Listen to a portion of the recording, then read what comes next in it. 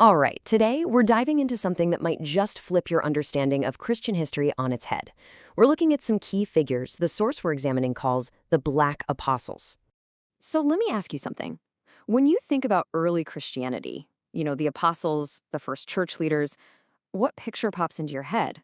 For a lot of us, it's probably a very European scene, right? But what if that's not the whole story? What if we're missing a massive piece of the puzzle? Well, the source material we're digging into today argues exactly that. It says the story we all think we know is missing an entire continent from its foundation, Africa. Okay, let's start right at the beginning. We're talking about foundational figures who are right there named in the Bible itself. First up is a man named Simon of Cyrene. And you might be wondering, where's Cyrene? Well, it was a major city in North Africa in what we now call Libya. The Gospels tell us he's the man who was pulled from the crowd by Roman soldiers and made to carry Jesus' cross. I mean, just let that sink in for a second. We're talking about the central event of the entire Christian faith, the crucifixion. And the source we're looking at really emphasizes this point.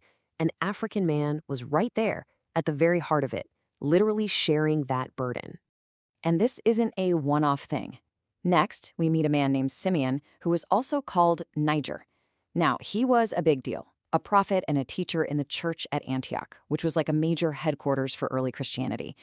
And get this, the source points out that his nickname, Niger, is literally just the Latin word for black. So here's why that's so important. Simeon was on the leadership team that commissioned and sent out the Apostle Paul on his famous missions. Think about that. It means a black teacher was a core part of the inner circle, a mentor figure to the guy who would go on to write a huge chunk of the New Testament. Okay, so let's jump forward a bit from the time of the Bible itself to the brilliant minds who came next, the thinkers who basically built the intellectual framework for centuries of Christianity. So you might have heard this term, the Church Fathers. Who were they? Well, simply put, they were the rock star theologians and writers of the first few centuries. Their work is the bedrock of so much of Christian thought, even today. And this is where we get to a really central argument from our source.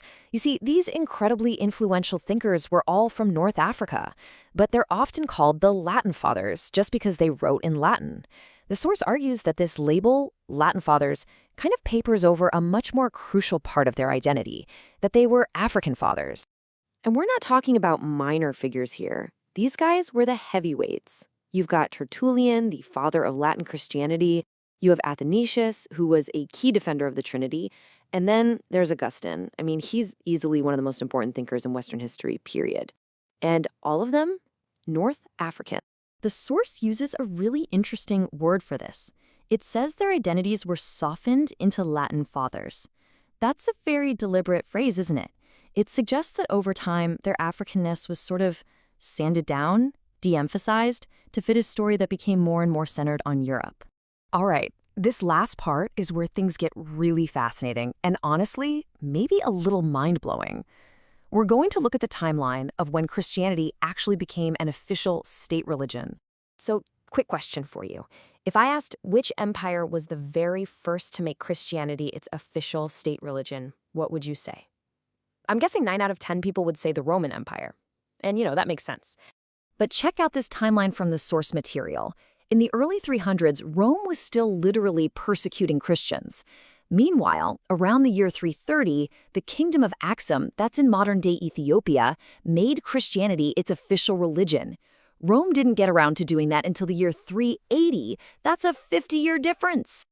This chart really drives the point home, doesn't it? Look at that gap. 50 years. That's not a small difference. And the source uses this fact to make a huge point about where Christianity first put down roots as an official, state-sanctioned religion. So what's the big takeaway here? According to this perspective, Africa wasn't just on the receiving end of Christianity from Europe. Far from it. It was a trailblazer. The argument is that the faith became the official religion of a powerful African kingdom long before it ever did in Europe. And all of this brings us to one final, really provocative question. We've seen a thread here, right? From an African man at the crucifixion, to an African teacher mentoring the Apostle Paul, to the African thinkers who laid the groundwork for theology, and even the first Christian kingdom. So if the roots of the faith run so deep in Africa, why does the story we usually hear almost always start in Europe? That's definitely something we're thinking about.